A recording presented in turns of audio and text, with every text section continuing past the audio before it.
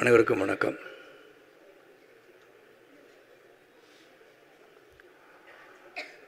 இப்படி ஒரு நிகழ்வு, இந்த நிகழ்ச்சி நினைவேந்தல் நம் வாழ்நாளில் நாம் கலந்து கொள்வோம் என்று நினைத்து பார்க்காத ஒரு தருணம் என்று தான் சொல்ல வேண்டும்.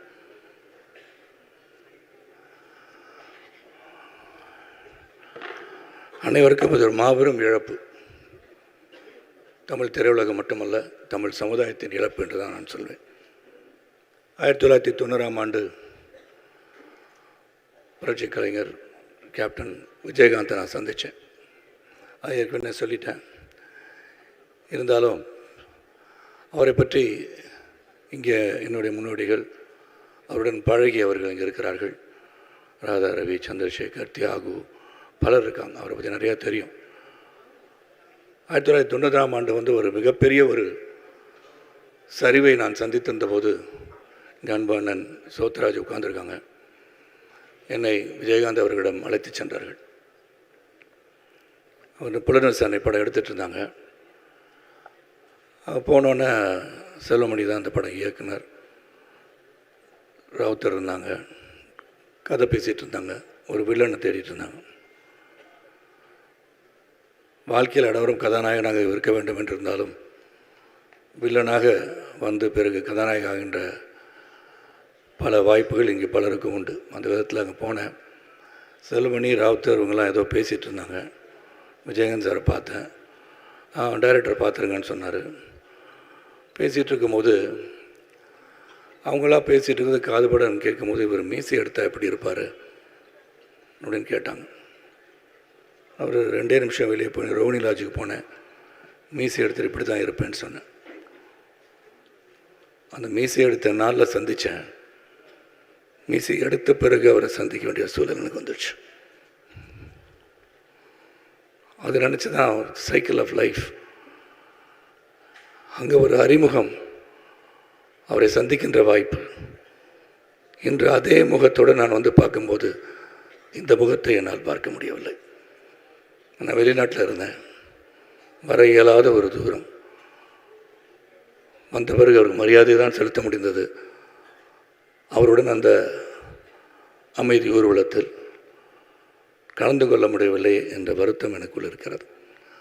ஆனால் நடிகர் சங்கம் என்று இந்த நினைவேந்தல் மூலமாக இந்த மாமனிதர், நல்ல ஒரு உள்ளம் படைத்த, வள்ளல் குணம் படைத்த என் அன்பு சகோதரர் விஜயகாந்த் அவர்களுக்கு நினைவேந்தல் நிகழ்ச்சி நடத்தி கொண்டிருக்கிறார்கள். எல்லார் மனசுலையும் ஒரு புழுக்கம் இருக்கும். இருந்தால் என்னை பொறுத்த வரைக்கும் அப்படி இழந்துவிட்ட சூழ்நிலையிலும் நாம் இன்று சில விஷயத்தை நம்ம கொண்டாடணும். எதை கொண்டாடணும்னா, அவருடைய குணம், பழகுகின்ற விதம், வள்ளல் குணம், அவரிடம் கற்றுக்கொள்ள வேண்டிய பாடங்கள் ஏராளம் ஏராளம் என்று தான் சொல்ல வேண்டும். எனக்கு ஒரு இதை நாசர் அவர்கள் சொல்லும்போது 3 நிமிஷத்தில் பேசுகிறீங்கன்னு சொன்னார். 3 நிமிஷத்தில் பேசுகிறது கிடையாது. 3 ஜென்ரேஷன் பேசலாம் அவரை பற்றி. ஏன்னா உள்ளத்தின் அடித்தளத்திலிருந்து ஒரு சில அவருடைய பழகிய நாட்களை நினைவு கூறுகின்றதான் இந்த நினைவேந்தல். நான் புலனரசனை படத்தில் நடிச்சிட்டு இருக்கும்போது செல்வமணி இருக்காங்க. இறுதி காட்சி, கிளைமேக்ஸ் காட்சி எடுத்துகிட்டு இருந்தாங்க. அந்த காட்சியில் எனக்கு அடிபட்டுச்சு. அதுக்கு முன்னாடி நான் ஏற்கனவே சொன்னதை, பத்திரிகை உலகத்தில் சொன்னதை போல தான், என்ன சார் போட்டு நான் கேப்டன் போட்டு அடி நடிச்சிட்ருக்கேன், ஒரு வில்லன் ஒரு கதாநாயகனை இவ்வளோ தூரம் அடிக்கணுமா அப்படின்னு நான் கேட்கும்போது விஜயகாந்த் சார் என்னை கூப்பிட்டாங்க. சார் சொல்கிறத செய்யுங்க, கரெக்டாக இருக்கும்னாரு. நினச்சி பார்க்கும்போது நார்மலாக என்ன நடக்கும்னா, என்னங்க இவர் நம்மளை போட்டு அடி அடிக்கிறாரு அப்படின்னு கேட்பாங்க நார்மலாகவே. ஆனால் இவர் என்னென்னா, அவர் என்னை போட்டு அடிக்கும்போது தான் நான் அவரை திரும்பி அடிக்கும்போது சிறப்பாக அந்த காட்சி அமையும் என்று சொன்னவர் புரட்சி கலைஞர் விஜயகாந்த் அவர்கள். அந்த சீன் எடுக்கும்போது அடிபட்டுருச்சு. 3 நாள் ஓய்வு எடுக்க சொன்னாங்க. செல்வமணி இங்கே இருக்கார். ஆனால் அவர் பரவாயில்ல 3 நாள் ஆகட்டும் 4 நாள் ஆகலாம், ஒரு சரத் நடித்து கொடுக்கட்டும்னு சொன்னார். ஆனால் நான் உடனே போயிட்டு ஒரு கார்டிசான் இன்ஜெக்ஷன் போட்டு படப்பிடிப்பு வந்தது. அவருக்கு அதிர்ச்சி. ஏன் இந்த மாதிரிலாம் பண்ணுறீங்க, நான் 3 நாள் வர வேண்டாம்னு சொன்னார். கடிந்து கொண்டார். அந்த படம் முடிஞ்சுது. அந்த படம் ஃபர்ஸ்ட் காப்பி பார்த்துட்டு என்னை கூப்பிட்டு சொன்னார், சரத், இந்த படத்தில் உங்களுக்கு தான் பெரிய பேர், அதுக்கப்புறம் தான் மற்றவங்க எல்லாரும் சொன்ன பெருந்தன்மை வேறு எந்த ஒரு கதாநாயகனுக்கும் இருக்க முடியாது. ஓப்பனாக சொல்லணும்னு அவசியம் கிடையாது, சொல்கிறார். அதே போல் இங்கே மன்சூர் அலிகான் இருக்காங்க. கேப்டன் பிரபாகர் முடிஞ்சோன்னு என்கிட்ட சொல்கிறாரு, இதில் மன்சூர் அலிகான் தான் முதல் பேர் அப்படின்னு சொன்னார். ஸோ அந்த மாதிரி ஒரு குணம் படைத்த ஒரு மனிதன் தான் புரட்சி கலைஞர் அவர்கள். இந்த கேப்டன் பிரபாகர் நடிக்கும் போது, அதுக்கு முன்னாடி எனக்கு வந்து பாலச்சந்திரோட படத்தில் நடிக்கும் போது கழுத்து அடிபட்டு 6 மாதம் பெட்டில் இருந்தேன். கேப்டன் பிரபாகர் நடித்து முடிச்சுட்டு போனேன். ஆனால் இன்னும் படப்பிடிப்பு பேலன்ஸ் இருந்துச்சு, நடிக்க முடியாத ஒரு சூழல். அப்போ செல்வமணிலாம் கூட என்ன பண்ணுறதுன்னு திகைத்து கொண்டிருந்த காலகட்டம். ஏன்னா கேப்டன் பிரபாகர் மிக பிரம்மாண்டமான ஒரு படம். எனக்காக காத்துட்ருக்க வேண்டிய அவசியம் இல்லாத போதும் சரத் வந்து குணமாகி திரும்பிய பிறகு காட்சி எடுக்கப்படும், அதன் பிறகுதான் படம் வெளியே வரும்னு சொன்னது இந்த மாமனிதர் தான். அந்த படத்துலலாம் கழுத்தடிப்பட்டு என்னால் நடக்கக்கூட முடியாது. செட்டில் இருந்து பார்த்து நடிக்கணும், சரத் திருப்பி விழுந்தால் திருப்பி அடிபட்டுரும் அப்படின்னு சொல்லி என் கூட இருந்து கேர் எடுத்தவர் விஜயகாந்த் அவர்கள். பல காலகட்டம் 2000லேருந்து அவர் கூட பயணிச்சிருக்கேன்.